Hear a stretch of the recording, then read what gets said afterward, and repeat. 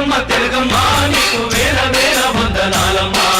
మా తెలుగు తల్లి నువ్వమ్మా నీకు మల్లెపూల దండలోయమ్మా. శ్రీమతి చుట్టిన శ్రీకారం. రసజ్ఞులైన మీ అందరికీ నమస్సుమాంజలి. సంజీవి. ఎన్నో సంవత్సరాల నా సాహిత్య అభిలాష నాటకరంగం వైపు రూపుదిద్దుకుంటే అందుకు అనేక నాటికలు రాయడం జరిగింది. అవి ఇప్పుడు పుస్తకాలుగా లభ్యం కావడం లేదు. ఎక్కడా వాటి ప్రతులు కూడా కనిపించడం లేదు. ప్రచురణకర్తలు ఎవరు ఇప్పుడు వాటిని ప్రచురించడం లేదు. అందుచేత అవి మృగ్యమైపోతున్నాయి. అదే గనుక జరిగితే నా నాటక చరిత్ర కాలగర్భంలో కలిసిపోతుంది. ఇన్నేళ్ల నా శ్రమ కృషి నిష్ప్రయోజనమైపోతుంది అని భావించి నా శ్రీమతి సత్య ఇది ఇలా జరగకూడదు అని అని అని అని అవి అన్నీ నేను విని కొన్ని సంవత్సరాలుగా ఇద్దరి మధ్య కొనసాగుతున్న సంవాదం. అసలు నా ఆలోచనలన్నీ ఇప్పుడు కొత్త నాటికల మీద, కొత్త నాటకాల మీద, సినిమా లైన్ల మీద, టీవీ కథల మీద ప్రయాణం చేస్తున్నాయి. కానీ అది కాదు, మన చరిత్ర గుర్తుకునేలా చేయాలి, అది భావితరాలకి అందించాలి అంటూ ప్రస్తుతం సోషల్ మీడియా చాలా బలంగా ఉండడం వల్ల నా శ్రీమతి ఆ విధంగా వాచించారు. అందుకని మీరు మీ నాటికల గురించి, ఒక్కొక్క నాటిక వ్రాసే ముందు మీరు పడ్డ మథనం గురించి, ఆ నాటికలోని సారాంశం గురించి, అవి అందించిన సందేశాల గురించి మీ అనుభవాలను, జ్ఞాపకాలను చెప్పండి అన్నది. వాటిని ఆడియో బుక్స్గా సోషల్ మీడియాలో అప్లోడ్ చేసి వాటిని వాక్శుద్ధి ఉన్న వారి చేత రికార్డింగ్ చేయించి పొందుపరుస్తాము, అందరికీ చేరువ చేస్తాము అంటూ నా శ్రీమతి ఇంతటి బృహత్తర కార్యక్రమానికి శ్రీకారం చుట్టింది. అదే ఈ సంజీవీయం. ఈ సంజీవీయంలో ఒక్కొక్కసారి నేను రాసిన ఒక్కొక్క నాటిక మీకు చేరువవుతుంది.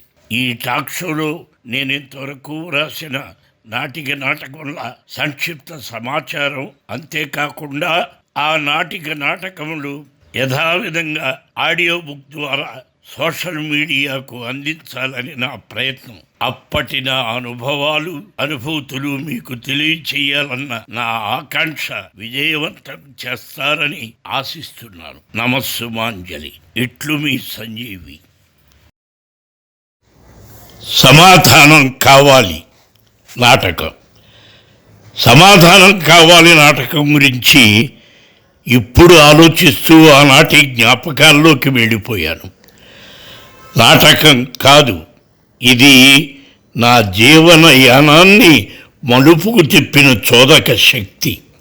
ఈ నాటకం రాయడానికి ఎన్ని పుస్తకాలు, ఎంత పరిశోధన, ఎందరు మహానుభావులతో సత్సంగమో. అంత శ్రమించి రచించాను కాబట్టి ఏవో 175 సంవత్సరాల తెలుగు నాటక రంగంలో 100 ఉత్తమ నాటకాలలో ఒకటిగా తన స్థానాన్ని ఈ నాటకం పదిలపరుచుకుంది. పల్లెల్లో, పట్టణాల్లో, పరిషత్తుల్లో ఎన్నో ప్రదర్శనలు, ఎన్నో బహుమతులు. హిందీ, మరాఠీ, ఒరిస్సా భాషలలోకి అనువదించబడింది. 1975లో రచించిన ఈ నాటకం ఆనాటి పెద్దల్ని అలరించింది, నన్ను విమర్శించేలా కూడా చేసింది. నాటకం గురించి 1976 నెల్లూరు నవ్య నాటక పోటీలకు పోటీదారుగా వచ్చిన ప్రఖ్యాత రచయిత శ్రీ సిఎస్ రావు గారు నాటకం చూసిన వెంటనే అదే స్టేజీ వెనకను నన్ను తీసుకువెళ్ళి ఆయన నాటకం గురించి ఇలా వ్రాసి ఇచ్చారు. ఆయన మాటలే ముందు మాటగా ఉంచాను. ఆనాడు ఆయన ఏమన్నారంటే, సంజీవి రాసిన సమాధానం కావాలి నాటకం సాంఘిక నాటకాల్లో సంచలనం. నమ్మింది రాశాడు, రాసింది నమ్మకంతో ఆడాడు, ఆడడంలో కూడా గుండె నిబ్బరంతో నాటక వ్యవస్థ నడుం విరిగేలా సరికొత్తగా ఆడాడు. వేల మంది ప్రేక్షకుల గుండెలు అదిరిపోయేలా, మెదడు మేల్కొనేలా తన నటన ప్రతిభతో కంచు కంఠంతో గుండెల మీద గుద్ది కూర్చోబెట్టాడు. ఇది గుండెగల యువకుడి రచన, భవదేయుడు సిఎస్ రావు. ఇది ఆయన అభిప్రాయం. మరి మీ అభిప్రాయం ఎలా ఉంటుందో వినండి. ఆడియో బుక్ని సబ్స్క్రైబ్ చేయండి. నమస్సు మనస్సులతో మీ సంజీవి. సమాధానం కావాలి నాటకం పార్ట్ 2 రచన సంజీవి. వినండి, లైక్ చేయండి, సబ్స్క్రైబ్ చేయండి, మర్చిపోరు కదూ. అమర్ గొంతు. భారతదేశం అనాదిగా లలిత కళలకు నిలయం. పూర్వపు మానవుని వినోదం కోసం సృష్టించబడిన లలిత కళలు వివిధ రూపాలు ధరించి భరతముని నాట్యశాస్త్రంతో ఒక శాస్త్రంగా పరిగణించబడి మహాకవి కాళిదాస విరచిత అభిజ్ఞాన శాకుంతల నాటకంతో ఓ రూపు సంతరించుకున్నాయి. ఆనాటి నాటకాలు పురాణగాథల నుండి ఆరంభమై అప్పటి సమస్యలు ఎప్పటికప్పుడు చిత్రించడానికి వీలుగా తమ తమ శిల్పాన్ని తయారు చేసుకున్నాయి. ఎందరో కళాకారులు ఆంధ్ర నాటక రంగస్థలంపై సాంఘిక సమస్యలు చిత్రించడంలో జీవితాలు అంకితం చేశారు. వారిలో కొందరు కళ కోసం అన్నారు, కొందరు కళ ప్రయోగాత్మకం కోసం అన్నారు, మరికొందరు కళ ప్రజల కోసం అన్నారు. కళ ప్రజల కోసం అని చాటి చెప్పిన వారిలో ఓ ఔత్సాహిక కళాకారుని జీవితమే మీరు ఇప్పుడు చూడబోయే ప్రదర్శన. ఇది ఏకలవ్య కళా జీవితం. ఇందులో ఏకలవ్య, కుమార్ ప్రసాద్గా, అమర్ రాజుగా, పతంజలి అన్నయ్యగా, చైతన్య రమేష్గా, ఆచారి బాబుగా నటిస్తున్నారు. ప్రస్తుత రంగస్థలం ఆంధ్రదేశంలో అస్తవ్యస్తంగా ఉన్న ఓ నాటక కళామందిరం. గొంతు ఆగిపోయింది, పాత్రలు కదిలాయి. ఏకలవ్య.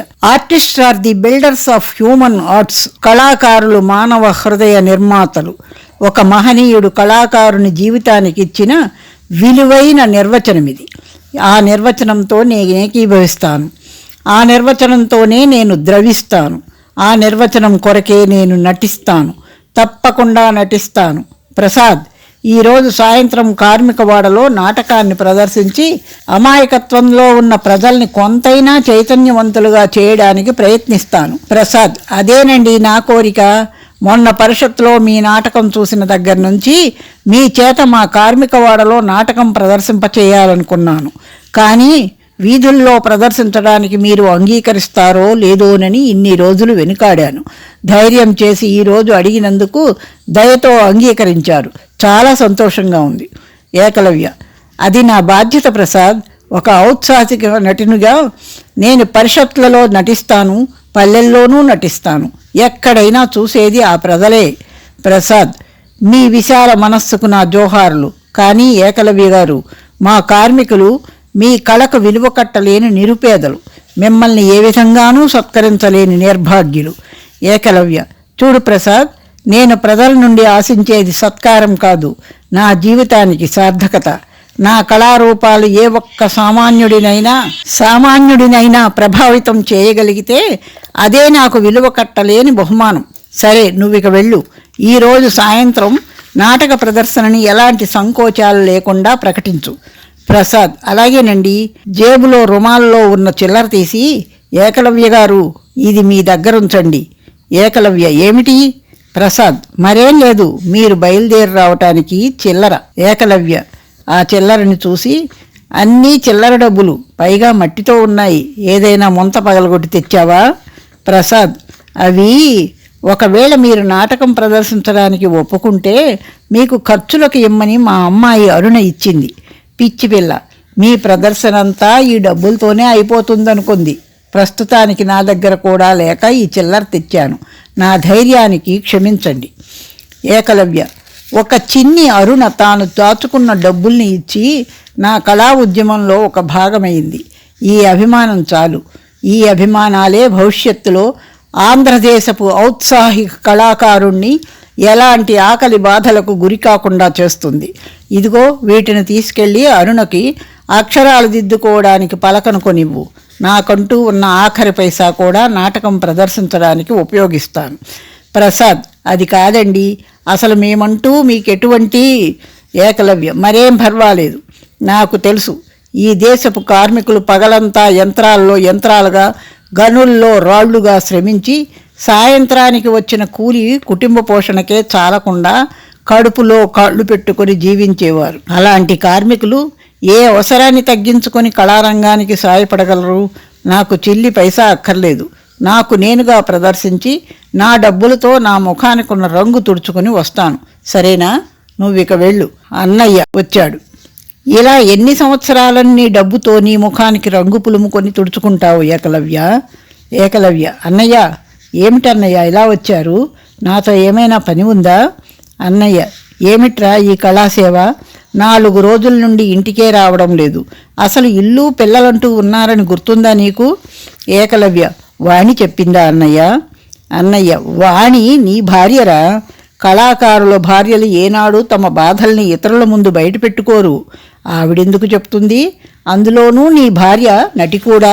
ఏకలవ్య, అవునన్నయ్య, కళాకారుల భార్యలు ఏనాడు తమ బాధల్ని ఇతరుల ముందు బయట పెట్టుకోరు. అది ఈ దేశపు ఔత్సాహిక కళాకారునికి వరమన్నయ్య. అన్నయ్య, కానీ ముక్కుపచ్చలారని పసికందులకు ఏం తెలుస్తుందిరా? ఆకలి వేస్తే కొండను వెతుకుతారు, కానీ అందులో అన్నం లేకపోవడానికి గల కారణాలు ఊహించలేరు. నా పిల్లలతో పాటు పుట్టిన వాళ్ళు ఇవాళ పెదనాన్న అన్నం తినలేదు, అమ్మ మంచం మీద నుండి లేవలేదని చెబుతున్నప్పుడు ఏకలవ్య గుండె తరుక్కుపోయింది. అన్నయ్య, ప్రసాద్ నువ్వెళ్ళు, సాయంత్ర ప్రదర్శనకు ఏర్పాట్లు చూడు. ప్రసాద్, అలాగేనండి, వెళ్ళబోతాడు. అన్నయ్య, అదేమిటి, ఇవాళ నాటకమా? ఏకలవ్య, అవునన్నయ్య, కార్మికులు నాటకం ప్రదర్శించమని అడిగితేను. అన్నయ్య, భలేవాడివే, అదేం వీలు లేదు, నేను ఇప్పుడు నిన్ను తీసుకెళ్ళటానికి వచ్చాను. ఏకలవ్య, ఇవాళ నేను ఇంటికి రాలేనన్నయ్య, మరి కాసేపట్లో వాణి ఇక్కడికి వస్తుంది, మేము నాటకం ప్రదర్శించడానికి వెళ్ళాలి. అన్నయ్య, ఒరేయ్, వాణి పరిస్థితి ఎలా ఉందో నీకు తెలియదురా? చారుడి నెత్తురు కక్కుకుని మంచం మీద స్పృహలేని పరిస్థితిలో పడిపోయింది. నేను వెళ్ళేసరికి రక్తాన్ని కనిపించనివ్వకుండా లేని ఓపిక నటించింది. ఎందుకురా మీరు నిజ జీవితంలో కూడా నటిస్తారు? ఏకలవ్య, అది నటన కాదన్నయ్య, నటుల పేదరికాన్ని కనిపించనివ్వలేని అభిమానం. అన్నయ్య, ప్రసాద్తో చూడండి బాబు, ఏకలవ్య భార్యకు క్షయవ్యాధి. అసలు డాక్టర్స్ ఎప్పుడో ఆమెను నటించకూడదని చెప్పాడు. ఇంతకాలం నాటకాల్లో వేస్తూనే ఉంది. ఇవాళ పరిస్థితి మరీ ప్రమాదంగా ఉంది. ఏమీ అనుకోకు, మరోసారి వీలున్నప్పుడు తప్పనిసరిగా మీ వాడలో నాటకం ప్రదర్శిస్తారు, సరేనా? ప్రసాద్, అలాగేనండి, క్షమించండి, వాణిగారి ఆరోగ్యం బాగాలేదని నాకు తెలియదు, మరోసారి ప్రదర్శించుకోవచ్చు. ఏకలవ్య, ప్రసాద్, నాటకం ప్రదర్శించడానికి ముందు భార్య చనిపోయిందన్న విషయం తెలిసి ఉండి కూడా నాటకంలో నటించి ముఖానికున్న రంగుతో ఇంటికి వెళ్ళిన కళాకారులు ఎంతమందో ఉన్నారు ఈ దేశంలో. అలాంటిది నాటకం మానేస్తానా? కాదు, తప్పకుండా ప్రదర్శిస్తాను. అన్నయ్య, ఇది త్యాగం కాదిరా, మూర్ఖత్వం అనిపించుకుంటుంది. ఏకలవ్య, కాదన్నయ్య, అది కళాకారుడి బాధ్యత. అన్నయ్య, నీ బాధ్యత నీ జీవిత అవసరాలకు సహాయపడదు ఏకలవ్య, అన్నయ్య, అమ్మకు పుట్టిన ప్రతివాడు గొప్పవాడు కాబోడు, అలాగే ప్రతి అమ్మకు ఒక కళాకారుడు పుట్టడు. ఎందరిలోనూ ఒక అమ్మకు పుట్టిన కళాకారుడు కూడా తన అవసరాల గురించి ఆలోచిస్తే అతని ప్రత్యేకత ఏముంది? నాటకం నా జీవిత అవసరాలకు సహాయపడకపోయినా ఆ నాటకాన్ని ప్రదర్శించి నేను పొందే తృప్తి ఈ దేశంలో ఏ కోటీశ్వరుడికి ఉండదు. ఆ తృప్తి నాకు ధనం, నాకు బలం ఆ తృప్తే. అన్నయ్య, ఇంతకు ఇప్పుడేమంటావు నువ్వు? ఏకలవ్య, తప్పకుండా నటిస్తానంటున్నానన్నయ్య. నాటకంలో పాత్రలు ధరిస్తే 2 ఏళ్ళు బ్రతుకుతావు, లేకపోతే పరిపూర్ణ జీవితాన్ని అనుభవిస్తావు అని డాక్టర్ నా వాణికి చెప్పినప్పుడు నిస్తబ్దతగా ఉండే 100 ఏళ్ళు బ్రతుకు కన్నా ఆశయం కోసం బ్రతికే 2 ఏళ్ళు చాలు డాక్టర్ అన్నది. ఆ ఆశయమే ఈరోజు ఆమెను మంచం దింపి నాటకం ప్రదర్శించేలా చేస్తుంది. నాకు ఆ నమ్మకం ఉంది. నువ్వెళ్ళు ప్రసాద్, ఏర్పాట్లు చెయ్యి. అన్నయ్య, ఏకలవ్య, ప్రసాద్, అది కాదండి. ఏకలవ్య, మరో మాట మాట్లాడకు, వెళ్ళు. ఈరోజు సాయంత్రమే నాటకం తలదించుకుని వెళ్ళిపోయాడు ప్రసాద్. అన్నయ్య, ఏకలవ్య, ఎంత బండపారిపోయావురా. ఏకలవ్య, కాదన్నయ్యా, లక్ష్యం కోసం మొండిగా పయనిస్తున్నానంతే. అన్నయ్య, ఒరేయ్, ఒకే రక్తాన్ని పంచుకు పుట్టిన మనిద్దరిలో ఈ తేడాలేమిట్రా? నాన్న ఇచ్చిన ఆస్తిని 10 చేసుకుని నేను మేడలు కట్టుకుంటే ఇంట్లో ఉన్న చెంబు కొంచెం తాకట్టు పెట్టుకునే దుస్థితి ఏమిటి నీకు? కేవలం నటుడిగా మారడమేనా నువ్వు చేసిన పాపం? రేపు అప్పుల వాళ్ళు నీ ఇల్లు వేలం వేస్తుంటే నీ పిల్లలు అనామకులుగా నడివీధుల్లో ముష్టెత్తుకుంటున్నప్పుడు ఇంతకాలం నువ్వు ప్రేమించిన ఆరాధించిన ఈ ప్రేక్షకుల్లో ఎవరైనా ముందుకొచ్చి నిన్ను ఆదుకుంటారా? వద్దు తమ్ముడు, వద్దు. నువ్వు నాటకాలు ఆడటం మానేసేయి. నా ఇంటికి రా, ఇద్దరం కలిసి వ్యాపారం చూసుకుందాం. ఏకలవ్య, అన్నయ్య, చిన్నతనంలో నాలో గల ఉత్సాహాన్ని చూసి నీ చేతులతో నా ముఖానికి రంగు పులిమి స్కూలు పిల్లలతో నాటకాలాడించావు. నేను ఉత్తమ నటుడిగా ఎన్నికైనప్పుడు భుజం తట్టి నన్ను ముందుకు నడిపించావు. ఆ రోజే మొదటిసారిగా నా పరీక్ష పోయినప్పుడే ఖండించి ఉంటే ఎలా ఉండేదో. ఇప్పుడు పూర్తిగా మునిగిపోయానన్నయ్య. అన్నయ్య, అవును, ఆ రోజు నాకు నేనుగా ఆ రంగు పులిమాను. ఈరోజు నేనే ఆ రంగు తుడిచేసుకో అంటున్నాను. ఏకలవ్య, లేదన్నయ్యా, నీకు తెలియకుండా నా బాధ్యత పెరిగిపోయింది. సరదా కోసం నాటకాల్లో వేషాలు మొదలుపెట్టినా ఆ సరదా ఆశయంగా మారేంతగా నా బాధ్యత పెరిగింది. ఇప్పుడు వంచాలని ప్రయత్నించి లాభం లేదు. అన్నయ్య, అంతేనా? ఏకలవ్య, అంతకంటే మరో మార్గం లేదన్నయ్య. అన్నయ్య, సరే అయితే నా మాట చెబుతున్నాను. పిల్లలు నీలా అవడం నేను సహించను. నువ్వు నీ భార్య ఎంతకాలం ఇలా కళాసేవ చేస్తారో నాకు అనవసరం. ఇవాళే నీ పిల్లల్ని నా ఇంటికి తీసుకువెళ్తున్నాను. ఏకలవ్య, చాలా సంతోషం అన్నయ్య. కానీ ఒక్క ప్రార్థన, ఎప్పుడైనా ఎవరైనా అడిగితే నా తమ్ముడు పిల్లల్ని పోషించలేకపోతుంటే నా ఇంటికి తీసుకువచ్చాను అని చెప్పకు. అది నిజమే అయినా అది విన్నవాళ్ళు నేను చచ్చిపోయిన తర్వాత నా జీవితాన్ని పుస్తకం ప్రచురించేటప్పుడు అందులో ఈ విషయం వ్రాస్తే భావితరాల వాళ్ళు ఇప్పటి ఈ ప్రజా కళాకారుణ్ణి అసహ్యించుకుంటారు. అన్నయ్య, అలాగే లేరా? కళాసేవలో నా తమ్ముడికి ఇచ్చే డబ్బును లెక్క పెట్టుకోవడానికి తీరిక లేకపోతే పిల్లల్ని నా వెంట తీసుకువచ్చాను అంటాను, సరేనా? కానీ ఒక్కటి మాత్రం గుర్తుంచుకో, ఒకవైపు భార్య మంచం మీద పడి ఉంటే సాయంత్రం ప్రదర్శించబోయే నాటకం గురించి ఆలోచించేవాడు కళాకారుడు కాదు, మనసు లేని రాక్షసుడు అంటూ వెళ్ళిపోయాడు. ఏకలవ్య, పిచ్చి అన్నయ్య, నాకు మనసు లేదనుకుంటున్నాడు.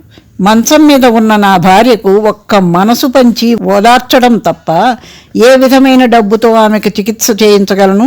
రమేష్, చైతన్య వచ్చారు. రమేష్, మీరెక్కడే ఉన్నారన్నమాట. అసలు మీరు ఇంటి దగ్గర ఉంటారని వెళ్ళడం నాదే పొరపాటు. బయలుదేరడానికి త్వరగా ఏర్పాట్లు చేయండి. ఏకలవ్య, నేను ఆ విషయమే ఆలోచిస్తున్నాను. మన వాళ్ళందరినీ రానివ్వండి, అందరం కలిసి బయలుదేరవచ్చు. రమేష్, వాణిగారికి ఒంట్లో బాగాలేదట, మరి ఎట్లా? ఏకలవ్య, పర్వాలేదు, ఓపిక చేసుకుంటుంది. అన్నట్లు మీకు ఈ విషయం ప్రసాద్ చెప్పాడా? ప్రసాదా? అదేం కాదు, టెలిగ్రామ్ నేనే తీసుకున్నాను. టెలిగ్రామా అంటూ ఏకలవ్య ఆశ్చర్యపోయాడు. రమేష్, అదేమిటి, మీకు తెలియదా? ఆ సాయంత్రం మనకు నాటకం ఉంది. ఏకలవ్య, అవును ఉంది, కానీ నాటకానికి టెలిగ్రామ్కి సంబంధం ఏమిటి? రమేష్, పరిషత్ వాళ్ళు ఈరోజు సాయంత్రం నాటకం ప్రదర్శించాలని టెలిగ్రామ్ ఇచ్చారు. మరి మీరు ఎంతసేపు మాట్లాడింది ఆ విషయం కాదా? త్వరగా తెమలండి, ఇప్పుడు బయలుదేరితే కానీ మనం ఆ ఊరికి చేరుకోలేం. పరిషత్లో మన నాటకమా? నాకు తెలిసి ఏనాడు పరిషత్కి కట్టలేదే. రమేష్, అదేనండి, పోయిన నెలలో మన నాటక రూటినీలోంచి తీసేశారే. ఆ పరిషత్ వాళ్ళు అనుకున్నంతగా ప్రదర్శనలు రాలేదట, అందుకే మనల్ని ప్రదర్శించమని టెలిగ్రామ్ ఇచ్చారు. అది విషయం. ఏకలవ్య, అయితే నేను మాట్లాడింది ఆ విషయం కాదు. ఇవాళ సాయంత్రం కార్మికవాడలో మన ప్రదర్శన ఉంది, అక్కడ మనం ప్రదర్శించాలి. రమేష్, సరి ఆ కార్మికవాడల్లోనూ మాలపల్లెల్లోనూ ఎప్పుడైనా ప్రదర్శించవచ్చు. ముందు పరిషత్కు బయలుదేరండి. ఏకలవ్య, ఇవాళ వాళ్లకు సెలవు దినం, తర్వాత వీలు పడదు. ఎంతో సరదాగా మన నాటకం అడిగితేను. రమేష్, భలేవారే, పరిషత్ మాత్రం జరిగిపోతే తిరిగి వస్తుందేమిటి? ఏకలవ్య, అది కాదండి. రమేష్, ఇంకేం మాట్లాడకుండా ముందు బయలుదేరండి. ఏకలవ్య, నేను వాళ్లకు మాటిచ్చాను. రమేష్, వాళ్ళు మనల్ని అర్థించారు. ఏకలవ్య, ఏమిటి అర్థించడం? ఆ రోజు మీ నాటకంలో మా పరిషత్కు కావలసిన ఎలిమెంట్ లేదు, అన్ని విప్లవ భావాలతో కూడిన సంఘటనలు, దీన్ని ప్రదర్శింపజేస్తే మా పరిషత్ పరువు పోతుంది అని ఉత్తరం రాశారుగా రమేష్. తర్వాత నేను పేదవాడు గొప్పవాడి మీద తిరగబడే సన్నివేశాలన్నీ కట్ చేస్తానని ఆ రెండో రోజు ఉత్తరం రాశాను. బహుశా అందుకే టెలిగ్రామ్ ఇచ్చి ఉంటారు. ఏకలవ్య: పరిషత్ కోసం మన నాటకంలో ఆశయాల్ని ఖండించుకుంటామా? రమేష్: తప్పదండి, మనకు బహుమతులు కావాలనుకున్నప్పుడు అలా చెయ్యక తప్పదు.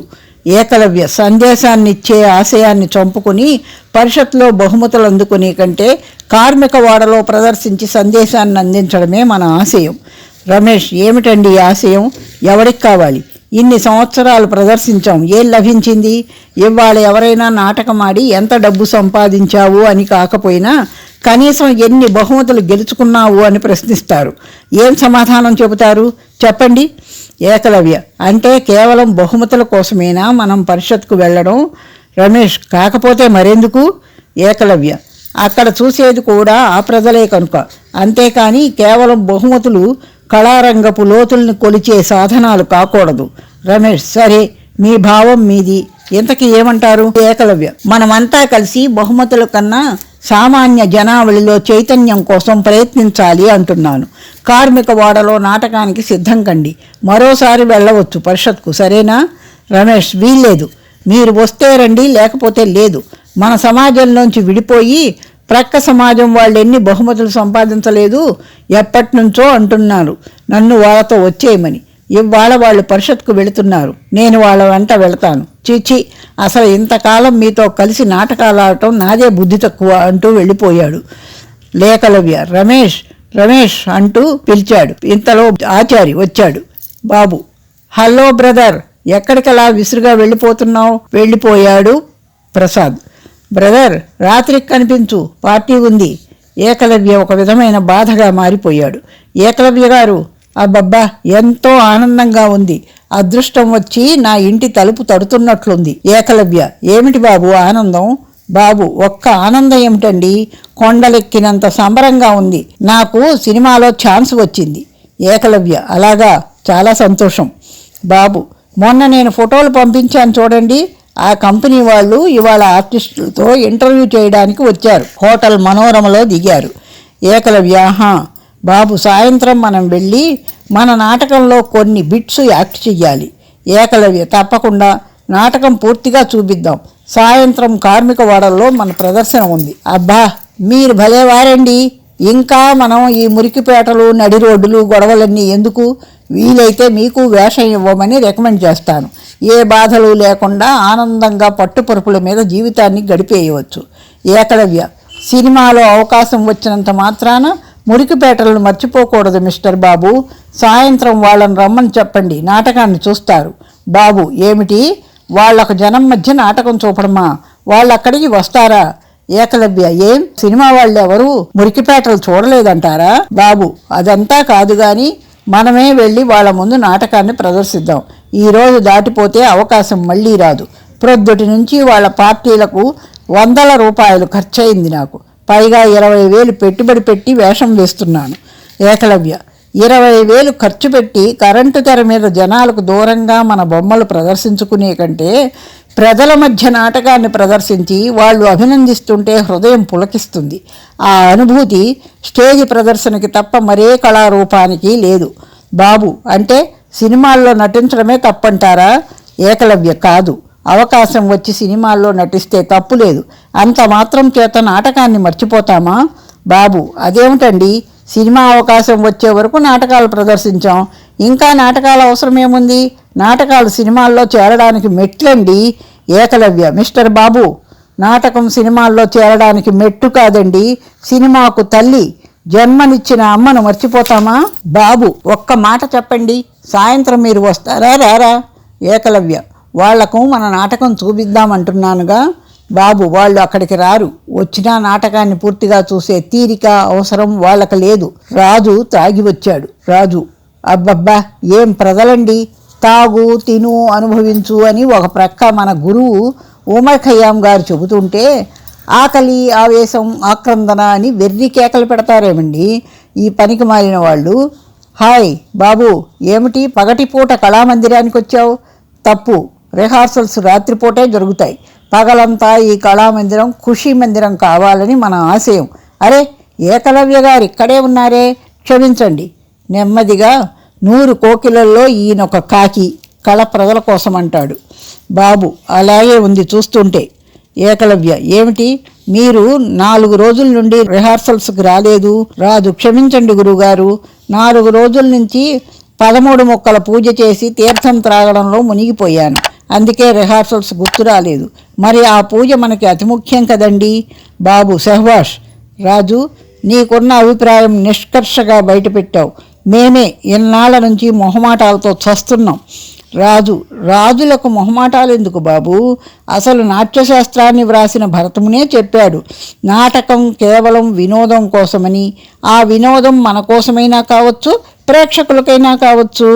ఏకలవ్య, భరతముని నాట్యశాస్త్రం వ్రాస్తూ నాటకం గురించి ఆశించింది ప్రపంచ జీవనంలో విసుగు చెందిన మానవుడికి వినోదంగా ఉండాలని గాని ఈ విధమైన వినోదం కాదు. అయినా ఆ రోజులు మారాయి. ఇవాళ నాటకం కేవలం వినోదం కోసమే కాదు, విజ్ఞానం కోసం కూడా. బాబు, ఇంతకీ నా మాట ఏం చెప్తారు? ఏకలవ్య, సాయంత్రం వస్తారా రారా?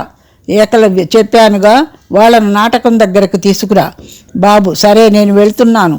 కానీ ఒక్కటి గుర్తుంచుకోండి, ఇకపై వేలు కాకపోతే లక్షలు ఖర్చు పెట్టి సినిమాలో వేషం సంపాదించగలను. ఆ తర్వాత అవకాశాలు రాకపోతే పాండి బజార్లో చెట్టు కిందనైనా కాపురం చేస్తాను, కానీ నాటకాల్లో మాత్రం వేషాలు వేయను. వస్తాను అంటూ వెళ్ళిపోయాడు. ఏకలవ్య, బాబు బాబు. రాజు, పోనివ్వు గురు, పాపం పిచ్చివాడు సినిమాల పిచ్చితో వెడుతున్నాడు. ఆ కంపెనీ వాళ్ళు ఆ 20,000 తీసుకొని మనవాడికి ఏ భటుడి వేషమో ఇస్తారు. ఇక అంతే, మనవాడు పాండి బజార్ చెట్ల క్రిందే శనక్కాయలు అమ్ముకుంటాడు. ఏకలవ్య, ఏమండి, సాయంత్రం నాటకం ఉంది, మీరు ఇలా త్రాగి రావడం ఏమిటి? అసలు ఏనాడైనా ఇలా త్రాగి కళామందిరానికి వచ్చారా? రాజు, ఎంత అమాయకుడివి గురు, నువ్వు లేనప్పుడు అసలు ఇక్కడేగా మన కార్యక్రమం. అయితే నువ్వు బాధపడతావని ఎప్పుడూ తెలియనివ్వలేదు. మన కళాదేవుడి వెనకే మన పూజా సామగ్రి అంతా ఉంటుంది అంటూ బ్రాందీ సీసా తీశాడు. ఏకలవ్య, రాజుగారు, ఇలాంటివి ఇక్కడ ఉండటం నేను సహించలేను, పారవేయబోతాడు. రాజు, ఆగండి మిస్టర్ ఏకలవ్య, ఇక్కడ నీకెంత అధికారం ఉందో మాకు అంతే ఉంది. వీటిని అక్కడ ఉంచండి, మరోసారి ఇలా అడ్డు రాకండి. మీ మనసు కోరినట్లు మీరు నాటకాలు ప్రదర్శిస్తున్నారు, మా మనస్సుకు తగినట్లు మేము తాగుతాం. ప్రజాస్వామ్యం ప్రకారం సమాజంలో కానీ కళాకారుల్లో కానీ మాకే ఎక్కువ మెజారిటీ ఉంది. ఏకలవ్య, ఒక మంచి పనికి కూడా అందరూ ఇంత గట్టిగా కృషి చేస్తే ఎంత బాగుంటుంది. అసలు ఎందుకు మీరంతా చిన్నాభిన్నం అయిపోతున్నారు? ఏమిటి నాటక రంగంలోని లోపం? నాటకాలు కేవలం పురుషత్తుల కోసమా, లేక సినిమాల్లో నటించడం కోసమా? రాజు, కాదు, వినోద విలాసాల కోసం. పగలంతా కష్టపడి రాత్రిపూట నిద్ర డబ్బు ఖర్చు పెట్టి ఇక్కడికి రావడం వినోదం కోసం కాకపోతే మరెందుకండి? ఏకలవ్య, నాటక ఉద్దేశ్యం కేవలం వినోద విలాసాలు కాదు. మీకు కావాల్సింది ఇలాంటి వినోదమే అయితే క్లబ్బులున్నాయి, ఇంకేవో ఉన్నాయి. అంతేగాని కళామందిరాలు విలాస మందిరాలు కాకూడదు. రాజు, కాకపోయినప్పుడు మరెందుకండి ఈ నాటకాలు? మేమేమన్నా డబ్బు సంపాదించాలనుకున్నామా, లేకపోతే కళా తపస్వి అని బిరుదు పొందాలనుకున్నామా? అసలు నాటకాల్లో మంచి వినోదం ఉంటుందని, వాటిలో నటించే అమ్మాయిలు డబ్బున్నవాడి టెర్లిన్ జేబుల్లో రూపాయి నోట్లను చూస్తే చాలు ఎగబడతారని మా వాడు చెబితే నిజమేననుకుని సమాజంలో చేరా. ఏకలవ్య, ఆపండి, నటికి అర్థం విలయాలు కాదు, ఆమె నిత్యదరిద్రానికి మీలాంటి వారు చూపించే రూపాయల ఎరలే ఎందరో నటీమణుల జీవితాన్ని దిగజార్చుతున్నాయి. రాజుగారు, ఒక్కటి గుర్తుంచుకోండి, భవిష్యత్తులో సంఘంలో నటికి గల స్థానం ఉన్నతమై మీ చెల్లెళ్ళని అక్కలని మామూలు కుటుంబాల్లోని స్త్రీలందరి చేత నాటకాల్లో నటింపచేస్తుంది. ఆ రోజు తప్పక వస్తుంది. రాజు, ఆ రోజు దాకా ఎందుకు? ఈ రోజునే నటింపజేస్తున్నావుగా నీ భార్యని. నీవు నాకు స్నేహితుడివి అయిపోయావు, కాకపోతే ఆమెని ఏనాడో నా ఆనందం గురించి. ఏకలవ్య, రాజు అరిచాడు. రాజు, వస్తాను బ్రదర్, వినోదం విలాసం ఎక్కడుంటుందో అక్కడే రాజు కూడా ఉంటాడు అంటూ వెళ్ళిపోతాడు. ఏకలవ్య, ఆగండి, వాటిని ఇక్కడ నుంచి తీసుకువెళ్ళండి. రాజు, పర్వాలేదు, ఉంచండి, ఆ సీసాల అవసరం ఎప్పటికైనా వస్తుంది. మరో విషయం, మీరు ఎప్పుడైనా సరే కుటుంబ బాధల గురించి కాకుండా వినోద విలాసాల కోసం మన దగ్గరికి వస్తే ఎంత డబ్బైనా పంచి ఇవ్వడానికి సిద్ధమే అంటూ వెళ్ళిపోయాడు. ఏకలవ్య ఒంటరిగా నిల్చుండిపోయాడు. లైట్లు డిమ్ అయిపోయాయి. ప్రసాద్ వచ్చి, ఏమండి చీకటి పడింది. ఏకలవ్య, అవును చీకటి పడుతుంది. ప్రసాద్, అక్కడ వాళ్ళంతా నాటకం కోసం ఎదురు చూస్తున్నారు. ఏకలవ్య, అవును ప్రేక్షకులు నాటకం కోసం ఎప్పుడూ ఎదురు చూస్తుంటారు. ఇంతలో అన్నయ్య వచ్చాడు. అన్నయ్య, ఇంటి దగ్గర కూడా చాలామంది ఎదురు చూస్తున్నారు. ఏకలవ్య, అప్పులు వాళ్ళ అన్నయ్య? అన్నయ్య, కాదురా, అమ్మలక్కలు. చనిపోయిన నీ భార్య శవం చుట్టూ ముక్కున వేలేసుకుని నీకోసమే ఎదురు చూస్తున్నారు. కొడతాడు. రాస్కెల్, నీ నాటకాల వలన ఒక నిండు జీవితాన్ని బలి తీసుకున్నావు. ఏకలవ్య, అన్నయ్య స్థాణువైపోయాడు. నా వాణి చనిపోయిందా అన్నయ్య? కూర్చుండిపోయాడు. అన్నయ్య, రాక్షసుడా, ఒక ప్రక్క భార్య చచ్చిపడుంటే బండరాయిలా కూర్చుండిపోయావేరా? ఏకలవ్య, ఏం చెయ్యనన్నయ్యా, ఇలాంటి దృశ్యాలు ఎన్నో చూశాను. ఎన్నో నాటకాల్లో ఎన్నోసార్లు నా భార్య చనిపోయింది. ఆ నటనలో ఏడ్పు నటించడంలో జీవించడానికి అలవాటు పడిపోయాను. కానీ ఇవాళ ఆ సన్నివేశమే నిజ జీవితంలో ఎదురైతే నా కన్నీళ్లు కూడా నన్ను మోసగిస్తున్నాయన్నయ్యా. నా కంటి నుండి జారి ముఖం మీద పారడానికి మొరాయిస్తున్నాయి. భార్య చచ్చిపోతే నిజమైన కన్నీళ్లు రాని దౌర్భాగ్యపు నటుణ్ణి అన్నయ్యా. పద తమ్ముడు, ఇంటికి వెళదాం. కార్యక్రమం త్వరగా ముగించాలి. వేళ మించితే ఏకలవ్య, నాకు తెలుసు, వేళ మించిపోతే వాణి శవాన్ని పూడ్చడానికి కూడా శ్మశానం తలుపులు తెరవరు. పిచ్చివాళ్ళు. పూడ్చడానికే కాదు, శవాన్ని తీసుకువెళ్ళడానికి కూడా నా దగ్గర ఒక్క పైసా లేదని వాళ్ళకేం తెలుసు? అన్నయ్య, అవన్నీ నేను చూసుకుంటాను, నీవు ముందు బయలుదేరు. ఏకలవ్య, నేను రాలేనన్నయ్య. ఆఖరుసారైనా నన్ను చూడగలనేమోనని ఆశతో మూసుకున్న ఆమె కన్నులు నేను చూడలేను. ప్రసాద్, చూడండి, ఏకలవ్య గారిని నేను ఇంటికి తీసుకువస్తాను. మీరు వెళ్ళండి. నాటకం గురించి ఏముందిలేండి, ఆగిపోయిందని చెబుతాను. వీరిని ఇంటి దగ్గర దిగబెట్టి నేను మా వాళ్ళతో వస్తాను అంటూ వెళ్ళిపోయాడు. ఏకలవ్య, చూశావా వాణి, నాటకంలో నిన్ను చూడ్డానికి వచ్చిన ప్రేక్షకులు నిన్ను సాగనంపడానికి శ్మశానానికి వస్తున్నారు. మన నాటకం ఆగిపోయింది వాణి. ఎందుకిలా చేశావు? నీ జీవితం నా జీవితం ఉన్నంత వరకు కలిసి నటిద్దామన్నావు. మరెందుకు మధ్యలోనే నీ పాత్ర త్రుంచేసుకుని వెళ్ళిపోయావు? అర్ధరాత్రి పూట ఊరంతా నిద్రపోయిన తర్వాత దెయ్యంలా రిహార్సల్స్ నుండి నేను ఇంటికి వస్తే అప్పటి వరకు భోంచేయకుండా కూర్చుని కలిసి ఒకే పళ్ళంలో అన్నం తినేవాళ్ళమే. ఇప్పుడు ఒంటరిగా చేసి వెళ్ళిపోయావా? కళామందిరంలోని నటులందరూ నన్ను వదిలేసి వెళ్ళిపోయినా మనిద్దరం కలిసి నటించి ప్రజల మధ్యకి వెళదామనుకున్నాను. నువ్వు కూడా నన్ను మోసగించావా? ప్రసాద్, ఏకలవ్య గారు, మిమ్మల్ని ఎలా ఓదార్చాలో తెలియడం లేదు. ఏకలవ్య, మోసపోయాను ప్రసాద్. నాటకం కాదు నన్ను మోసం చేసింది, ప్రేక్షకులు కాదు, నా సాటి నటీనటులు నన్ను మోసగించారు. వెళ్ళి ప్రచారం చెయ్యి. నాటకం ఆగిపోయిందని ప్రచారం చెయ్యి. మా నటుల్ని కించపరుస్తూ ప్రచారం చెయ్యి. అహం పెరిగి ఏకలవ్య ఇలా చేశాడని ప్రచారం చెయ్యకు అంటూ త్రాగుతాడు. త్రాగుబోతుగా మారి ఏకలవ్య ఇలా చేశాడని చెప్పు. వెళ్ళు. ప్రసాద్, ఏకలవ్య గారు, మీరు? ఏకలవ్య, పిచ్చివాడ, ఇంకా నేను నటిస్తానని వెర్రి ఆశ. నటించను, ఇంకెప్పుడూ నటించను. నాటకం కేవలం బహుమతుల కోసమే అనే భ్రమ తాండవించే ఈ దేశంలో సినిమాలో చేరడానికి నాటకం ఒక మెట్టు అనుకుని జీవితంలో నాటకాన్ని చంపుకుని సినిమా తెరలపై కాలం గడపాలనుకునే ఈ దేశంలో నటననే విలాసంగా వినోదంగా భావించి నటిని పతితగా చేసే ఈ దేశంలో కళాకారుడు మరొకడి సొమ్ముతో తన భార్య శవాన్ని శ్మశానకు పంపే ఈ దౌర్భాగ్యపు దేశంలో నేనిక నటించను. ప్రసాద్, ఏకలవ్య గారు, ఏమిటిది? ఏకలవ్య పిచ్చివాగుడు కాదు, నాకు తెలుసు. ఈరోజు నువ్వే కాదు, ఇన్నాళ్లుగా నాటక కళా తపస్సులో మునిగి ఉన్న నేను ఇక నటించనని భీష్మించుకుంటే రేపు ప్రజలే అంటారు నన్ను పిచ్చివాణ్ణని. అనుకోని, ఎవరేమైనా అనుకోని, నేను నటించను, త్రాగుతాను. నాటకానికి ఏనాడు ఎవ్వరినీ పైసా ఆశించని నేను త్రాగడానికి అందరి వెంట పడతాను. మత్తు కావాలి, మనిషి అంటూ తెలియని మరో ప్రపంచం కావాలి. నాలో ఇంకా దాగున్న నటుణ్ణి హత్య చెయ్యాలి, అందుకే నేను తాగాలి. ప్రసాద్, ఏకలవ్య గారు, ఏకలవ్య పో, ఇక్కడి నుంచి వెళ్ళు. మోసాలు చెయ్యి, హత్యలు చెయ్యి, దోపిడీలు చేసి డబ్బు సంపాదించు, కానీ ఔత్సాహిక నటుడిగా బ్రతకాలి అనుకోకు. నువ్వు కాదు, నేను పోతాను. కళ పోయిన ఈ కళానిలయంలో నాకు స్థానం లేదు గనక, నేనిక నటుణ్ణి కాను గనక వెళ్ళిపోతున్నాడు. తెరజారింది. సమాధానం కావాలి. 4వ రంగం. తెర తొలగింది. అమర్ గొంతు. భారతదేశం పాడి పంటల నిలయం, ధనధాన్యాల ఆలవాలం, అన్ని విధాలా ఉన్నతమైనది. ఈ దేశాన్ని 200 సంవత్సరాల తన కర్కశ పాదాల క్రింద నలిపివేసి మన సంపదనంతా దోచుకున్నాడు తెల్లవాడు.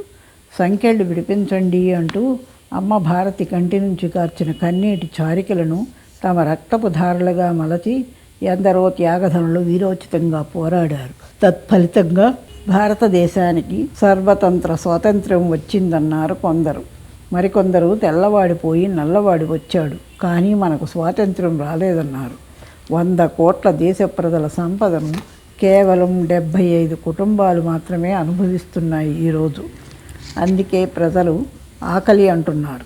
ఆ ఆకలితో ఆందోళన ప్రారంభించారు. విప్లవాలు ఉవ్వెత్తున లేచి ప్రభుత్వాన్ని గడగడలాడించాయి. కానీ ఇంతలో జరగరాని మార్పు వచ్చింది. సూర్యుడు చిట్లిపోయాడు. విప్లవం విరిగిపోయింది. సహనాన్ని భరించలేని కొందరు వ్యవస్థను నరికేద్దామన్నారు. దూరాలోచనతో మరికొందరు కాదు, కొంతకాలం ప్రజా పోరాటం చేద్దామన్నారు.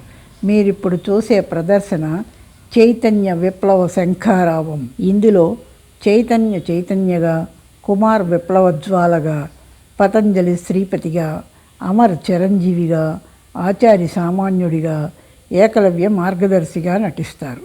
అదిగో అది అశేష శ్రమజీవులు రక్తాన్ని సిమెంటుగా మార్చి కట్టిన శ్రీపతి భవనం.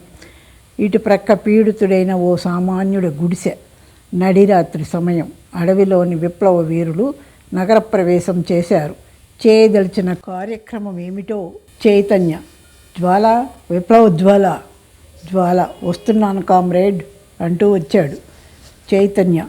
మనిషిని మనిషి దోచుకోలేని మరో ప్రపంచ స్థాపనే మన ధ్యేయం. మన లక్ష్య సాధనకు మన రక్తాన్ని ధారపోస్తాం. అందుకు విరుద్ధమైన వాళ్ళ రక్తాన్ని కళ్ళదూస్తాం. వర్గ శత్రు నిర్మూలన మన కర్తవ్యం. భూస్వాములను ఖతం చేసి దేశానికి మేలు చేయడం మన ధ్యేయం. నువ్వు ఈ ఉద్యమానికి క్రొత్తవాడివి. మరోసారి నా ముందు ప్రమాణం చెయ్యి. మన అంతిమ లక్ష్యం కోసం అంతిమ శ్వాస వరకు పోరాడుతానని. జ్వాల. నా మీద ఎన్నో కలలు కని అమ్మా నాన్న రాత్రింబవళ్ళు శ్రమించి నన్ను గ్రాడ్యుయేట్ని చేస్తే సంవత్సరాల తరబడి చదువుకున్న చదువు వృధా అయిపోయింది. కనీసం నన్ను కూలివాడిగా కూడా గుర్తించని ఈ దేశంలో నా కళ్ళెదుట మందులు లేక నాన్న, నా మీద దిగులుతో అమ్మ చనిపోయిన ఘోర దృశ్యాలు చూచి బండబారిపోయాను.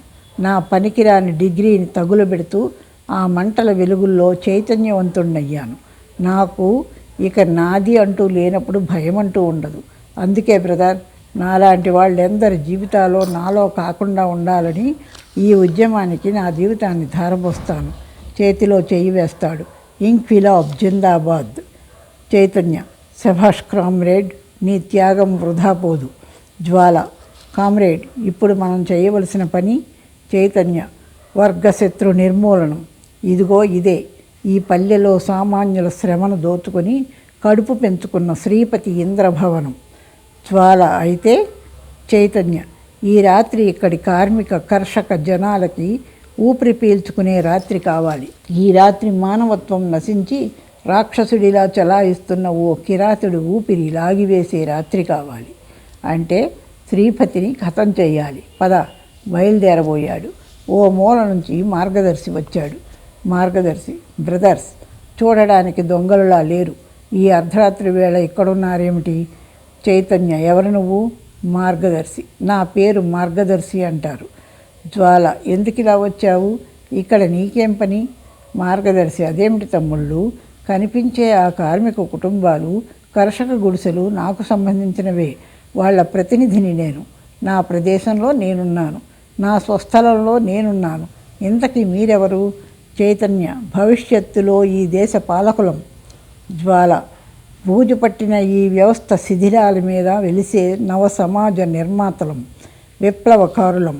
మార్గదర్శి: విప్లవకారుల? ఇక్కడ తారాట్లాడుతున్నారేమిటి? మీ నివాసం ఎక్కడ?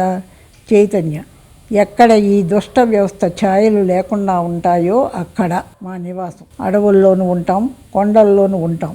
మార్గదర్శి: అడవుల్లో నివాసం ఉంటూ దేశం గురించి ఆలోచిస్తున్నారన్నమాట. జ్వాల: కాదు, ప్రభుత్వాన్ని కూలద్రోయటానికి కావలసిన ఏర్పాట్లు చేస్తున్నాం. మార్గదర్శి: ఏమిటా ఏర్పాట్లు? చైతన్య: ఆయుధ సామగ్రిని పోగు చేసి సాయుధంగా పోరాటం సాగించి ఈ దేశంలో ఉన్న ప్రతి అభివృద్ధి నిరోధకుడిని నరికి పారేయడమే మా ఏర్పాట్లు లక్ష్యం. మార్గదర్శి: కేవలం అభివృద్ధి నిరోధకుల్ని నరికి పారేసినంత మాత్రాన మీ లక్ష్యం సిద్ధిస్తుందా? మీ విప్లవ పోరాటం ఫలిస్తుందా? జ్వాల: మీతో సంభాషణ మాకు అనవసరం, ముందు ఇక్కడ నుంచి వెళ్ళు. మార్గదర్శి: బ్రదర్, అది కాదు. జ్వాల: అడ్డు తప్పుకో. మార్గదర్శి: వెడతాను, కానీ వెళ్లే ముందు ఒక్క మాట. ఈ సువిశాల స్వార్థపూరిత దేశంలో కేవలం మీరిద్దరూ కలిసి ఒక అభివృద్ధి నిరోధకుడిని నరికివేసినంత మాత్రాన దేశం బాగుపడిపోతుందనుకోవడం వెర్రితనం. అసలు అభివృద్ధి నిరోధకులందరినీ నరికి పారేయాలి. అదే మీ ఉద్దేశమైతే కేవలం ఈరోజు తిండి కోసం 5 ఏళ్ళు తన జీవితాన్ని ఓటు రూపంలో అమ్ముకునే 175 కుటుంబాల సామాన్య జనం కూడా మరి అభివృద్ధి నిరోధకులే. నరికివేయడం అంటూ ప్రారంభిస్తే వాళ్లను కూడా నరికివేయాలి. వాళ్లను కూడా నరికివేస్తే ఇక భవిష్యత్తులో మీరు పాలించే దేశం శవాలమయం, గుర్తుంచుకోండి. వెళ్ళిపోయాడు మార్గదర్శి. చైతన్య: శవాలమయం విస్తుపోయి నిలబడిపోయారు. జ్వాల: ఏమిటి ఆలోచిస్తున్నావు? చైతన్య తేరుకుని: ఏమీ లేదు. సరే, ముందు శ్రీపతిని పిలు. సామగ్రి సిద్ధమేనా? జ్వాల: ఓ శ్రీపతి గారు, ఓ శ్రీపతి గారు. శ్రీపతి లోపల నుంచి: ఎవరక్కడా? ఒరే దాసు, ఎవరో పార్టీ చందాల కోసం వచ్చారేమో, రేపు రమ్మన్నానని చెప్పు. చైతన్య: మేము చందాల కోసం వచ్చిన వాళ్ళం కాదండి. శ్రీపతి: ఓస్, బ్లాక్ మనీ బయటకు తీయడానికి వచ్చిన ఆఫీసర్లా? ఒరే రంగా, వాళ్ళకు ఆ బ్లాక్ మనీలో తలా ఒక నోటు ఇచ్చి పంపు. జ్వాల: అబ్బే, ఆఫీసర్లం కాదండి. శ్రీపతి: కాదా, మరెవరు? ఓ, మర్చిపోయాను. మంత్రి గారు ఈరోజు రాత్రికి లారీ పంపిస్తానన్నారు కదూ, వచ్చారు. చూసి ఎవరు మీరు, మాట్లాడరే? జ్వాల: నీ కలలో కనిపించి వేధించే నీ తల్లోని జేజమ్మలం. శ్రీపతి: నాకు కలలో కనిపించే వాళ్ళు అయితే మంత్రి గారి చుట్టాలన్నమాట.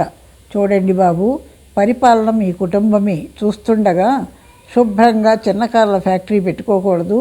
ఇక్కడికి రావడం ఎందుకు చెప్పండి? చైతన్య: కార్మికుల ఘర్మజలాన్ని కారులో పెట్రోల్గా మార్చి గడుపుతున్న నీలాంటి వాళ్ళ కాళ్ళు విరగ్గొట్టడానికి మేము ఇక్కడికి వచ్చాం. శ్రీపతి: అంటే ఎవరు మీరు? జ్వాల: మేమా?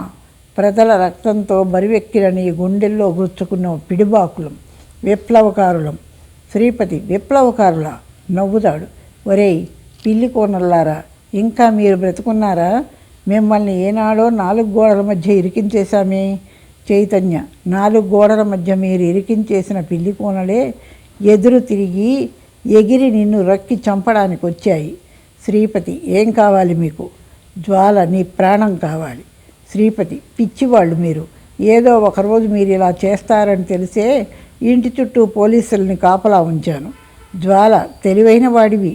నువ్వే కాదురా, కాపలా ఉంచిన పోలీసులు తోక ముడుచుకొని నువ్వు వెదజల్లిన డబ్బుతో త్రాగి తందనాలాడటానికి వెళ్ళిన తరువాతే ఇక్కడికి వచ్చాం. శ్రీపతి: ఏమిటి, పోలీసులు ఇక్కడ లేరా? పోలీస్ పోలీస్ అని అరిచాడు. జ్వాల: అరవకు, అరిచే కొద్దీ నీ జీవితానికి గల సమయం తగ్గిపోతుంది. శ్రీపతి: ప్లీజ్ నన్ను చంపకండి. మీకు ఏం కావాలో అడగండి. నా కార్లు, బంగళాలు, నా ఇంట్లో డబ్బు ఏమైనా సరే మీ కాళ్ళు పట్టుకుంటాను, నన్ను చంపకండి. చైతన్య: పోలీసు మద్దతు లేదని తెలిసిన తరువాత కాళ్ళు పట్టుకుంటావరా రాస్కెల్? కావాలిరా, మాకు అన్నీ కావాలి. నీ కార్లు, నీ బంగళాలు, నీ ఇనప్పెట్టే, నీ ప్రాణం అన్నీ కావాలి. శ్రీపతి: నాకు ప్రాణభిక్ష పెట్టండి, మీ మానవత్వాన్ని కాపాడుకోండి. జ్వాల: ప్రాణభిక్ష? నీకు ప్రాణభిక్ష? ఫ్యాక్టరీలో కార్మికుడు చెయ్యి విరిగిపోయినప్పుడు నిర్దాక్షిణ్యంగా కుటుంబాన్ని వీధులపాలు చేసిన నీకు ప్రాణభిక్ష? చైతన్య: వ్యవసాయ కూలీల తరపున రేటు పెంచమని అడగడానికి వచ్చిన ప్రతినిధిని చంపి శవాన్ని కూడా అంతు లేకుండా చేయన నీకు ప్రాణభిక్ష? జ్వాల: దేశం కోసం పోరాడే విప్లవకారులను అణచివేయడానికి నోట్లు విసిరేసిన నీకు ప్రాణభిక్ష. చైతన్య లే, పైకి లే. శ్రీపతి పైకి లేచాడు. పద మేడపైకి. శ్రీపతి ఒరేయ్ రాముడు, దాసు, వీరన్న ఎక్కడ అరవబోయాడు. జ్వాల చేతి మీద కత్తితో గీశాడు. జ్వాల బంతిని గోడకేసి ఎంత ఉద్ధృతంగా కొడితే అంత ఉద్ధృతంగా నీ ముఖం బ్రద్దలు కొడుతుందని మర్చిపోకు. నడుపైకి నడిచాడు శ్రీపతి. జ్వాలను ఇక్కడ ఉండమన్నట్లు సైగ చేశాడు. శ్రీపతిని వెనుక చైతన్య వెళ్ళాడు. నేపథ్యం నుండి మాటలు. చైతన్య, నీ ఇనపెట్టెక్కడ? నువ్వు ప్రజల దగ్గర వ్రాయించుకున్న నోట్లేవి? ఆ డాక్యుమెంట్లు ఇలా ఇవ్వు. శ్రీపతి, బాబు నీ పేరేమిటి? చైతన్య, ఏం ప్రాణాలు తీసేవాడి పేరు తెలుసుకోవాలనుందా? శ్రీపతి, అది కాదు బాబు, నిన్ను చూస్తుంటే మా అబ్బాయి గుర్తొస్తున్నాడు. ముక్కుపచ్చలారని ఈ వయస్సులో పచ్చినెత్తురు త్రాగే బండబారిన గుండెగలవాడి ఎలా అయ్యావు బాబు? నాకు తెలుసు. ఈ దేశంలో ఎంతోమంది నీలాగే ఆవేశం పట్టలేక, ఆకలికి సమాధానం చెప్పలేక ఇలా తిరుగుబాటు చేస్తుంటారు. చైతన్య, ఏమిటి దొంగ తిరుగుడు మాటలు? శ్రీపతి, విప్లవం పేరుతో నాశనం కాకు బాబు. నాకు తెలుసు, నీవు బాగా చదువుకున్నవాడివై ఉండాలి. నీ చదువుకి తగ్గ ఉద్యోగం దొరకకపోయి ఉండాలి. నువ్వు ఇలా అశాంతితో విప్లవ పోరాటం అంటూ అడవుల్లోకి వెళ్ళిపోయి ఉండాలి. చూడు బాబు, నా డబ్బుతో జీవితానికి హామీ ఇస్తున్నాను.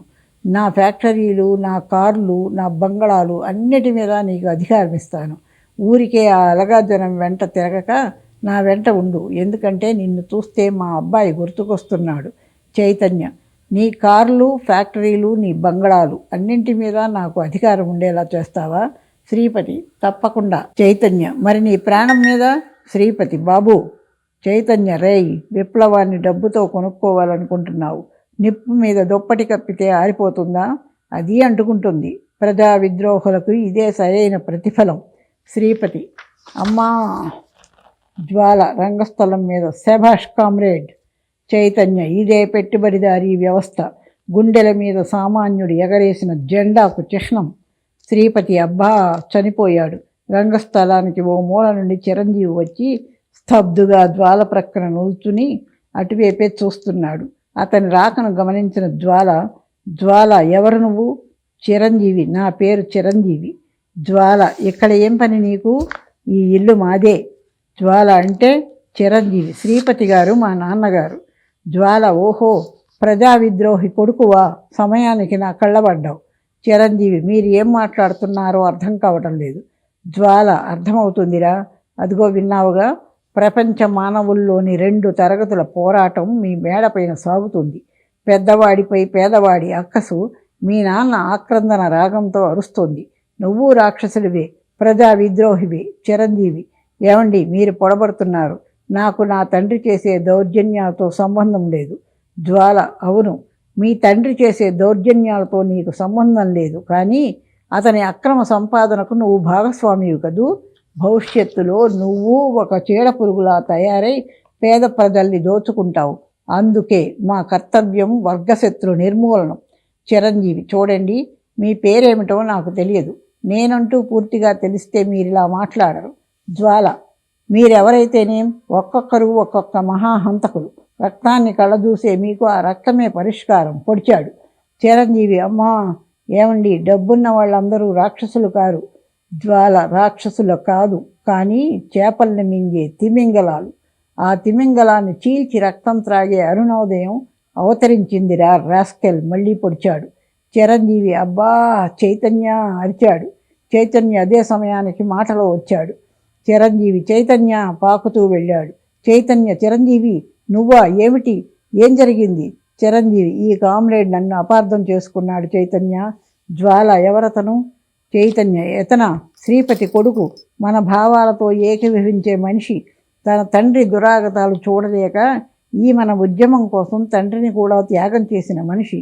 చిరంజీవుల నాయుడు ఇతని అసలు పేరు. జ్వాల, ఏమిటి?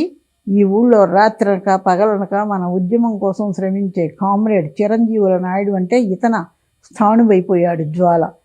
చిరంజీవి, చైతన్య, నాకు మనసుంది. అన్యాయాన్ని నేను సహించలేను. కానీ కేవలం డబ్బున్న వాళ్ళ ఇంట్లో పుట్టడమే నేను చేసిన అపరాధమా? కామ్రేడ్ చిరంజీవి, వర్గశత్రు నిర్మూలనం అంటూ వ్యక్తిగత హింసావాదంలోకి దిగితే జరిగే పరిణామాలు ఇలాంటివా? జ్వాల చిరంజీవి కామ్రేడ్, నా తండ్రిని నేను చంపలేక ఇలా మీకు ఆయన ఉనికిని తెలిపాను. అమ్మా చైతన్య, చిరంజీవి నువ్వు అమర్జీవి, నువ్వు బ్రతకాలి. పద చిరంజీవి, డాక్టర్ దగ్గరికి వెళ్దాం. చిరంజీవి, వద్దు చైతన్య, ఈ సమయంలో నా గురించి ఆలోచించకండి. మన కార్యక్రమం పూర్తయిందా? ఆ డబ్బు పేద ప్రజల క్షేమం కొరకు వినియోగించండి. జ్వాల, ఓహ్ కామ్రేడ్, నీ త్యాగంతో మమ్మల్ని మరింత కృంగదీస్తున్నావు. పద హాస్పిటల్కు. చిరంజీవి, కామ్రేడ్, నేను ఇంకా బ్రతకను కామ్రేడ్స్. మీరు మీ జీవితాలను త్యాగం చేసి విప్లవ పోరాటం సాగించే మహనీయులు. మీ ఆకలి గురించి మీరు ఆలోచించకపోయినా నేను అర్థం చేసుకోగలను. ఎప్పుడనగా తిన్నారో వెళ్ళండి. మీకోసం నా ఇంట్లో భోజనం సిద్ధం చేశాను. వెళ్ళి భోజనం పడిపోయి చనిపోయాడు చిరంజీవి. జ్వాల, కామ్రేడ్. చైతన్య, చిరంజీవి అరిచాడు. మార్గదర్శి అంతకు ముందే అక్కడకు వచ్చి నిల్చున్నాడు. మార్గదర్శి, వెళ్ళండి కామ్రేడ్స్, భోజనం చెయ్యండి. తనని తన తండ్రిని చంపిన వాళ్ళని తన ఇంట్లో భోజనం చెయ్యమంటూ ఆఖరి శ్వాస వదిలాడు. అవును వెళ్ళండి, ఈ రక్తాన్ని తీసుకెళ్ళి ఆ అన్నంలో కలుపుకుని మరీ భోజనం చేయండి. మిస్టర్ మార్గదర్శి, ఏం బ్రదర్, నా మాటలు వినడానికి వెగటుగా ఉన్నాయా? కళ్ళకు కనిపించే ఈ ఘోర దృశ్యాల కంటే చెవులకు వినిపించే నా మాటలు వెగటుగా ఉన్నాయంటే నేను నమ్మను. విప్లవ పోరాటంలో అనేకుల రక్తాన్ని కళ్ళదూసే మనుషులకు ఆ రక్తాన్ని కలుపుకొని భోంచేయడం కష్టమైన పని కాదనుకుంటాను. చైతన్య, చూడండి, మీరు మార్గదర్శి నా పేరు చైతన్య.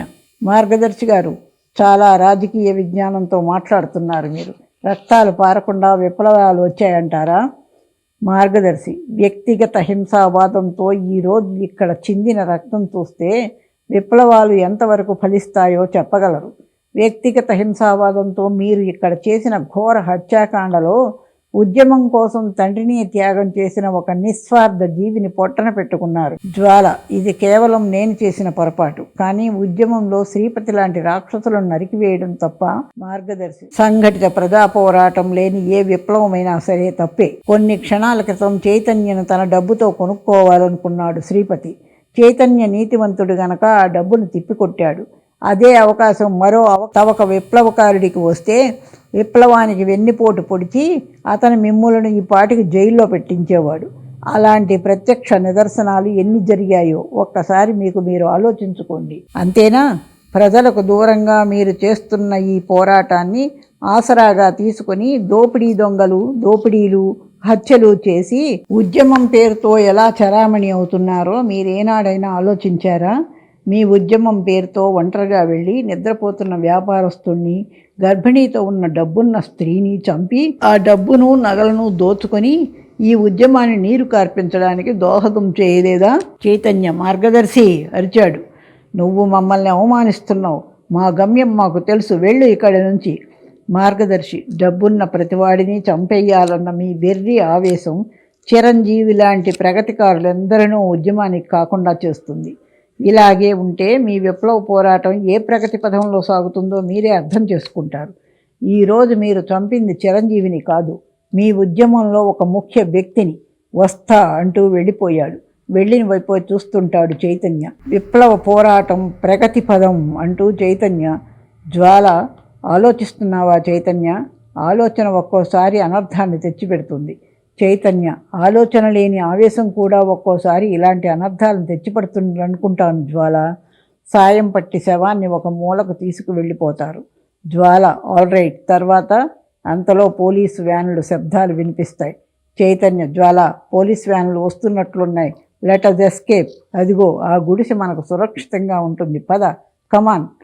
జ్వాల, ఎవరండి లోపల? త్వరగా రావాలి. సామాన్యుడు, ఎవరిది? అర్ధరాత్రి పూట నాతో పనేంటి బాబు? చైతన్య, బయటకు రండి ఒకసారి. సామాన్యుడు వచ్చాడు. ఎవరు బాబు మీరు? ఏం కావాలి? చైతన్య, చూడండి, మేము విప్లవకారులం. పోలీసులు మా వెంట పడుతున్నట్లున్నారు. దయచేసి 1 గంట మీ ఇంట్లో ఆశ్రయం ఇవ్వండి చాలు. సామాన్యుడు, ఏంది విప్లవకారులా? ఆ మాట నేను ఎప్పుడూ వినలేదే. అయ్య బాబో, ఏందిది? రకతం బట్టలు మీరు? జ్వాల, అవునండి, ఇంతకాలం మీకు అన్యాయం చేస్తూ బ్రతుకుతున్న శ్రీపతిని చంపి అతని ధనాన్ని మీకు పంచి ఇవ్వాలని వచ్చాం. సామాన్యుడు, శ్రీపతి బాబు గారిని చంపేశారా? అయ్యా, మీరు నికాసుగా బందిపోటు దొంగలే. చైతన్య, మేము బందిపోటు దొంగలం కాదు, విప్లవకారులం. సామాన్యుడు, ఎవరో నాకెందుకు?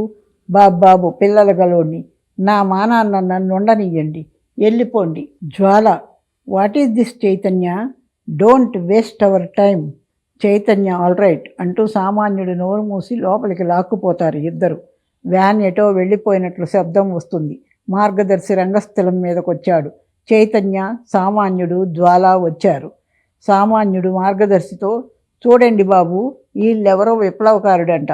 శ్రీపతి గారిని చంపి అది డబ్బు ఎత్తుకొచ్చి మాకు పంచుతారట.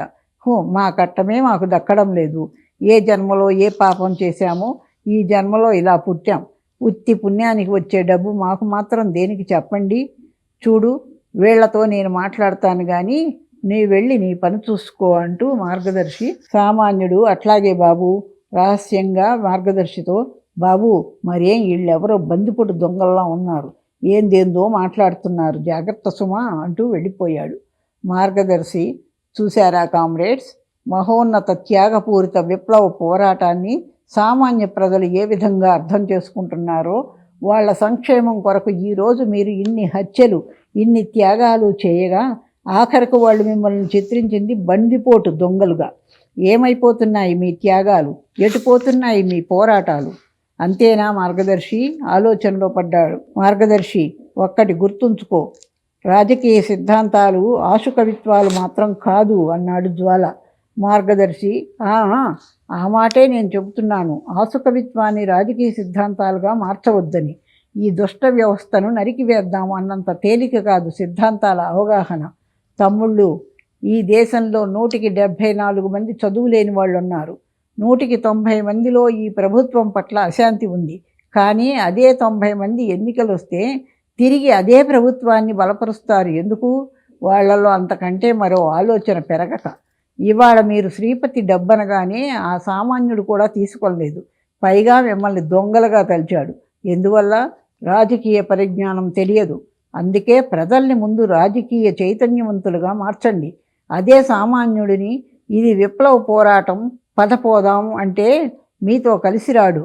కానీ వాడుకున్న సమస్యలు అంటే, ఇదిగో బియ్యం కిలో ఇంత ఖరీదుగా అమ్ముతున్నారు, పద సరైన రేటుకు అమ్మిద్దాం అంటేను, ఇదిగో ఈ వస్తువులు బ్లాకులో అమ్ముతున్నారు, మనమంతా కలిస్తే వాటిని సక్రమంగా అమ్మించగలం అంటేను, మీకంటే ముందు వాడే పోరాటానికి సిద్ధమవుతాడు. అక్కడ నుండి ప్రారంభమైన పోరాటం బలమైన పునాదుల మీద నిర్మించిన పోరాటం. చైతన్య, మార్గదర్శి, అసలు సాయుధ పోరాటం లేకుండా ఏ దేశంలోనైనా విప్లవాలు విజయం సాధించాయా? మార్గదర్శి, లేదు. కానీ మన దేశం ఇంకా సాయుధ పోరాట దశకు ఎదగని ఆధ్యాత్మిక దేశం. కామ్రేడ్, సాయుధ పోరాటం అంటే ప్రస్తుత ప్రపంచ పరిస్థితుల దృష్ట్యా అనర్థకం, తెలుసా? మన దేశంలోని సాయుధ పోరాటం ప్రపంచానికి అనర్థకమా అన్నాడు జ్వాల. మార్గదర్శి, ఇంత సువిశాల దేశంలో ఎన్నో తెగల మనుష్యులున్నారు, ఎన్నో రాజకీయ పార్టీలు ఉన్నాయి, అవునా? ఆర్థికంగా పారిశ్రామికంగా వెనుకబడిపోయిన మన దేశంలోనే అణుశాస్త్ర యోగాలు చేస్తున్నామే, మరి ఒళ్ళు బలిసి కొవ్వెక్కి ఉన్న పెద్ద రాజ్యాలు ఎన్ని ఆటం బాంబులు తయారు చేసి కూర్చున్నాయో తెలుసా? మన సాయుధ పోరాటం సాగించడానికి ఒక దేశం మనకు సహకరిస్తే మన పోరాటాన్ని అణిచివేయడానికి మరో దేశం ఇంకో వర్గానికి మద్దతిస్తుంది. అప్పుడు కలహం కేవలం మనకి మన ప్రభుత్వానికి పరిమితం కాకుండా 2 దేశాల మధ్య యుద్ధంగా మారుతుంది. ఆ 2 దేశాల యుద్ధం చిలికి చిలికి గాలివానగా మారి మూల్గుతున్న ఆటం బాంబులు ప్రదర్శించుకోవడానికి మరో ప్రపంచ యుద్ధం వస్తుంది.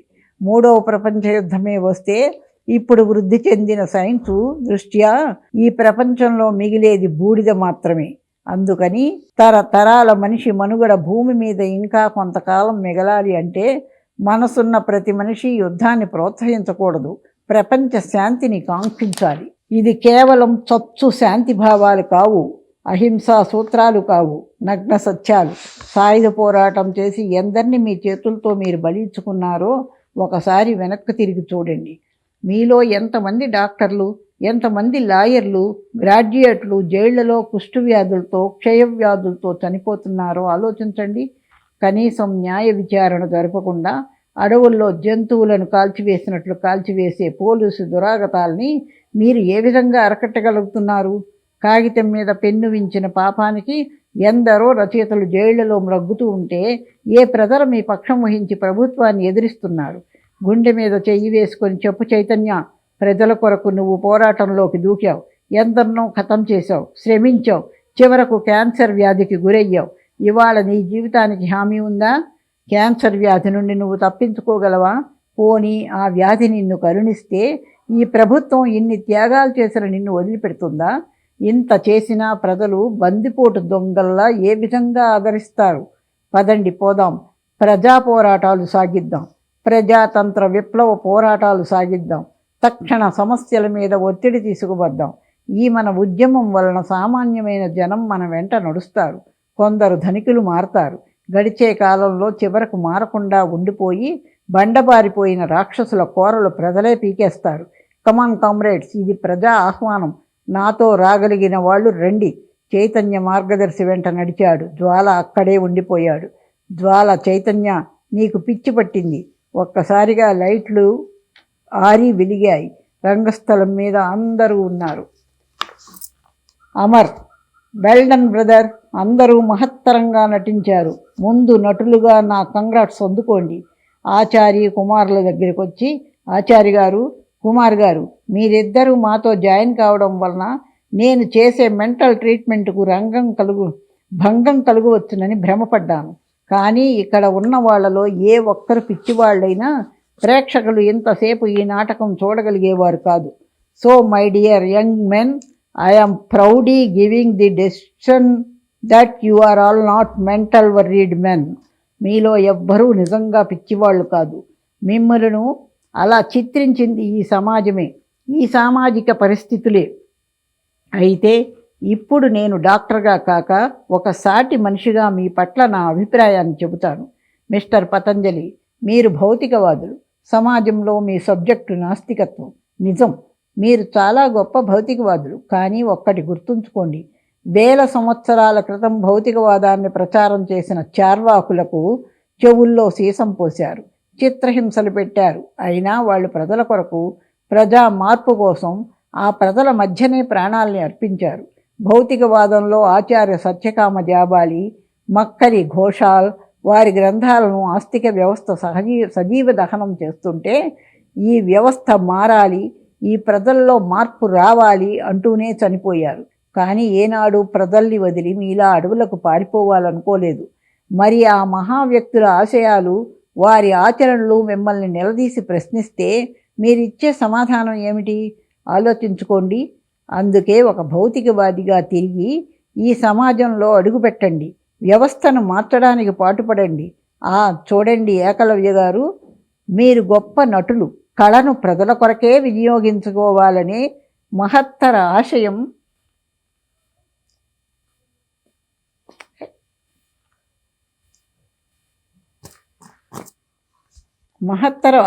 గల నటులు. మరి ఈ మహాయానంలో ఎదురైన కొన్ని రాళ్లకు పోట్లకు బెదిరిపోయి ఈ సమాజానికే దూరమై మీరు త్రాగుబోతుగానే మిగిలిపోతారా? కళ కేవలం ప్రజల కోసం అంటూ జీవితాన్ని త్యాగం చేసి ఆ ప్రజాసేవలోనే తరించారు గురజాడ, డాక్టర్ గరికపాటి రాజారావు, అలాగే కె వెంకటేశ్వరరావు. ఆ గురజాడ రాజారావు, వెంకటేశ్వరరావులే తిరిగొచ్చి సాటి నటులుగా మీరు ఏం చేస్తున్నారని ప్రశ్నిస్తే ఏమీ తోచక తల వంచి నిల్చోకుండా అందుకు సమాధానంగా మీరు ముఖానికి రంగు పులుముకొని ఆంధ్ర ప్రేక్షకులందరూ టిక్కెట్టు కొని నాటకం చూసే శుభ సమయం వరకు నటిస్తూనే ఉండాలి. అంతవరకు మీరు రోజు కొన్ని గంటలు మాత్రమే కళాసేవకు వినియోగించండి. మిగిలిన గంటలో బ్రతకడం కోసం శ్రమించండి. అంతేగాని ఇప్పటి వరకు మారని సమాజం మీద విరుచుకుపడకండి, మిమ్ములను మరుగుపరుచుకోకండి. చైతన్య, నా నుంచి మీకు సమాధానం కావాలి. మరి మా జీవితాలకు సమాధానం కావాలి సమాజం నుండి. తిరిగి మీలోకి రాబోయే మా జీవితాలకు హామీ ఇవ్వండి. నటుణ్ణి నటునిగా, భౌతికవాదిని భౌతికవాదిగా బ్రతకనివ్వండి. ఈ క్యాన్సర్ వ్యాధి నుండి, ఆ పోలీసుల నుండి నన్ను కాపాడలేకపోయినా నాలాంటి ఎందరో విప్లవకారులతో కలిసి వామపక్ష ప్రజాతంత్ర పోరాటాలు చేయనివ్వండి. ఇందుకు నాకు సమాధానం కావాలి అంటుండగా ఎక్కడి నుండో ఓ రివాల్వర్ పేలి అతన్ని చంపేసింది. పడిపోయాడు చైతన్య. అందరూ స్థాణువుల్లా ఉన్నారు. తెరజారింది. విన్నారుగా? శ్రోతలందరికీ మనవి, నచ్చితే లైక్ చేయండి, నచ్చకపోయినా చెయ్యండి. Subscribe and share. ఎందుకంటే మీరు చేసే ఈ సబ్స్క్రైబ్ షేర్లే మీరు ఆ రచయితకి చేసే సత్కారం. చేస్తారు కదూ?